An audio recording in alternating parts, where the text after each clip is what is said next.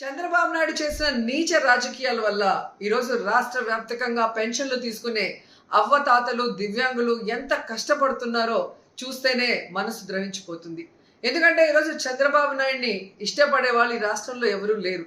కేవలం అవ్వాతాతలంతా కూడా జగనన్న పరిపాలనలో పెన్షన్లు టెన్షన్గా పొద్దున 5 గంటలకే ఇంటికి చేరుస్తుంటే నా బిడ్డ బాగుండాలి అని వాళ్ళు ఇచ్చిన దీవెనను చూసి కక్షగట్టి తన యొక్క ఫాలోయర్స్ ఎవరైతే ఉన్నారో తొత్తులు నిమ్మగడ్డ రమేష్ అచ్చెన్నాయుడుతో ఎలక్షన్ కమిషన్కి ఈరోజు వాలంటీర్ల మీద కంప్లైంట్ చేయించి ఆ వాలంటీర్ వ్యవస్థ పెన్షన్లు ఇవ్వకూడదని చెప్పి ఈరోజు బ్యాంకుల్లో వేయమని ఎలక్షన్ కమిషన్ చెప్పే పరిస్థితి తీసుకొచ్చారు.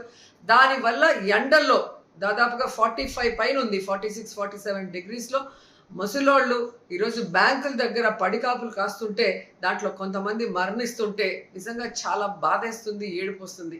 కానీ చంద్రబాబు నాయుడికి మనసు అనేది లేదు. ఎంతటి రాజకీయాన్ని నీచంగా అయినా చేయగలడు, ఎంత కుటిలంగా అయినా చేయగలడని తనకి పిల్లనిచ్చిన మామని వెన్నుపోటు పొడిచినప్పుడే మనకు అర్థమైంది. 58 నెలలు ప్రజలకి కష్టం లేకుండా సచివాలయ వాలంటీర్ వ్యవస్థ ద్వారా జగన్మోహన్ రెడ్డి గారు ప్రతి సంక్షేమాన్ని ఈవెన్ పెన్షన్ రైస్తో సహా పేద ప్రజల ఇళ్లకే పంపిస్తుంటే ఈరోజు కక్ష కట్టి 1 నెల గ్యాప్ వచ్చే ముందుకి ఎలక్షన్ కమిషన్కి కంప్లైంట్లు ఇచ్చి ఏ విధంగా ప్రజల్ని ఎండల్లో తిప్పి వాళ్ళ మరణానికి కారణమవుతున్నారో ప్రతి ఒక్కరు కూడా గమనించాల్సిన విషయం. ఈరోజు చంద్రబాబు నాయుడిని సూటిగా అడుగుతున్నాను, పెన్షన్లు తీసుకునే వయసు, నీ వయసున్న అవ్వతాతల్ని ఇలా ఇబ్బంది పెట్టడం నీకు భావ్యమేనా?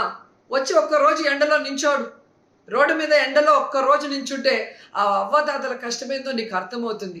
కేవలం అధికార దాహంతో ఈ విధంగా ముసలాళ్ళని దివ్యాంగుల్ని ఇబ్బంది పెట్టడం నీకు సబబేనా అని అడుగుతున్నాం.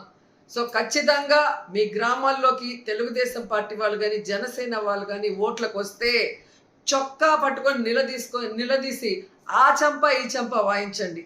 రాబోయే ఎన్నికలు మే 13 జరిగే ఎన్నికల్లో మిమ్మల్ని ఎంత ఇబ్బంది పెట్టినా ఆ చంద్రబాబు నాయుడిని, ఆ బీజేపీని, ఆ యొక్క జనసేనని తరిమి కొట్టండి అని కూడా ప్రతి ఒక్కరిని కూడా కోరుకుంటున్నాను.